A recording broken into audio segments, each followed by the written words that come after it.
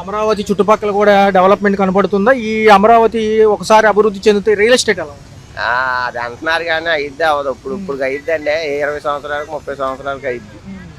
ఆ ముఖ్యమంత్రి వచ్చి ఏం చేయడు, ఈ ముఖ్యమంత్రి వచ్చి ఏం చేయడు. సంక్షేమ పథకాల లిస్టులు ఏమైనా వస్తున్నాయా సార్? ఏమైనా ఇబ్బందిగా ఉందా? ఏం పథకాలు ఏం రావట్లేదు సార్.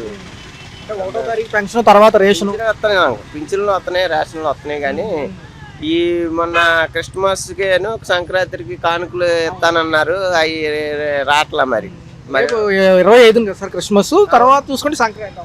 పోయిన ఏడాది రాలేదు, పోయిన సంవత్సరం ఇవ్వలేదు, ఈ సంవత్సరం ఇవ్వలేదు. మరి అది ఇచ్చేవాళ్ళు అయితే పార్టీ స్టార్ట్ చేస్తారుగా. సమయం ఉంది కాబట్టి ఏమైనా ఇవ్వచ్చు అంటారు? లేదు లేదు, అసలు లెక్క అయితే 1వ తారీఖు నుంచే లెక్క. డిసెంబర్ స్టోర్లో ఇచ్చేది.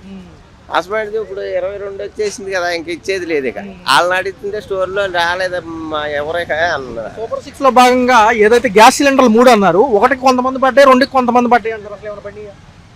ఏం లేదు సార్ అంటున్నారు, కానీ మరి ఏదో లిటికేషన్ పెట్టారు. అయ్యి ఏంటి పెడుతున్నా పడతలేదు అంటున్నారు చాలా మంది. కొంతమంది పడుతున్నాయి, కొంతమంది పడతలా.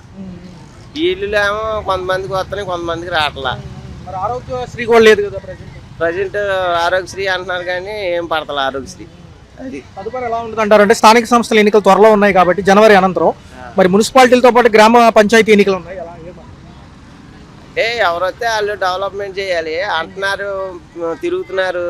మేము గెలిస్తే చేస్తాం, మేము గెలిస్తే చేస్తాం, ఏం చేయట్లా. గెలిచేదాకా మాట అంతే. తర్వాత అసలు మనం గేట్ ముందు కూడా రానిరు వాళ్ళ ఇంటి దగ్గర. మరి అవుతుందా డెవలప్మెంట్? అవుతుందా? అమరావతి ఉంది కాబట్టి పక్కనే పనులు జరుగుతుందండి. ఇప్పుడు అవ్వదుగా. ఏ ముఖ్యమంత్రి మారితే గానీ మళ్ళీ అప్పుడు 5 సంవత్సరాలకు ఒకసారి మారుతా ఉంటే ఏదైనా అభివృద్ధి అయింది. పద్దాక వాళ్ళే ఉంటే వాళ్ళతే పై చేయలేకుంటుంది.